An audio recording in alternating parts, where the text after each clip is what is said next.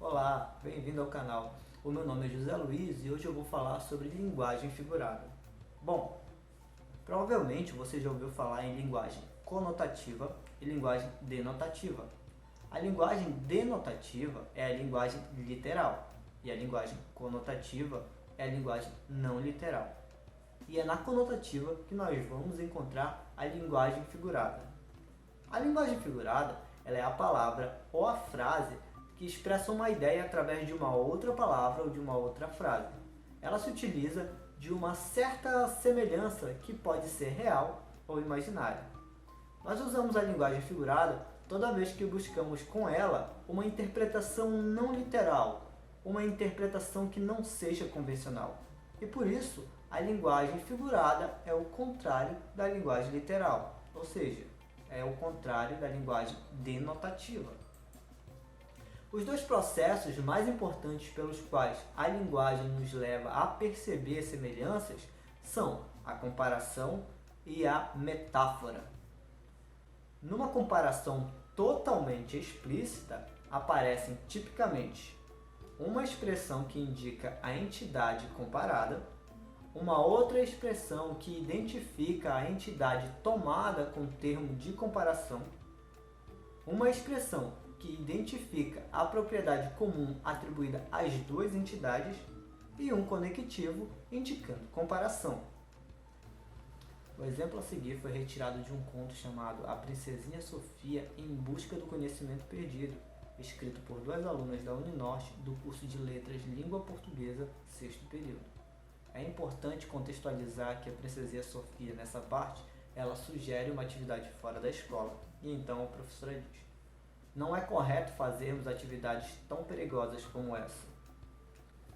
A palavra atividades está representando as entidades que serão comparadas, enquanto que a palavra perigosas, ela representa o termo comum que são atribuídos a essas entidades. E o conectivo dessa frase, que é o conectivo de comparação, é a palavra como. Então, só para contextualizar, nós vimos que a princesinha Sofia, ela sugeriu uma atividade e que a professora comparou a atividade dela com uma atividade perigosa. Então essa comparação é uma comparação literal, não é linguagem figurada, é uma comparação literal. Nós podemos usar como exemplo da linguagem figurada a metáfora. Então, o que é a metáfora? A metáfora também pode ser uma comparação, certo? Só que essa comparação não vai ser uma comparação literal, vai ser uma comparação fora da realidade, vai ser uma comparação de uma outra realidade. Por exemplo, vamos ver esse exemplo aqui também da princesinha Sofia. Ela parecia ter borboletas na barriga. Então esse parecia está comparando uma sensação que ela teve com ter borboletas na barriga. Então ela tinha uma sensação que parecia que tinha borboletas voando na barriga dela, mas na verdade isso era um nervoso, uma ansiedade que ela estava sentindo, e não literalmente ter borboletas na barriga dela.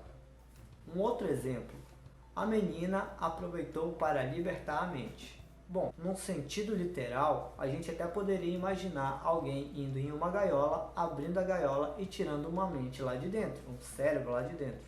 Mas não, isso também é uma metáfora que quer dizer que nesse momento a menina aproveitou para pensar mais, para imaginar mais, para ir além do que ela já conhecia. Então ela libertou a mente, ela passou a pensar abertamente. É uma linguagem figurada. Nós temos também mais um exemplo aqui, um trecho do conto da Princesinha Sofia. As fadas professoras foram bastante receptivas com a nova aluna.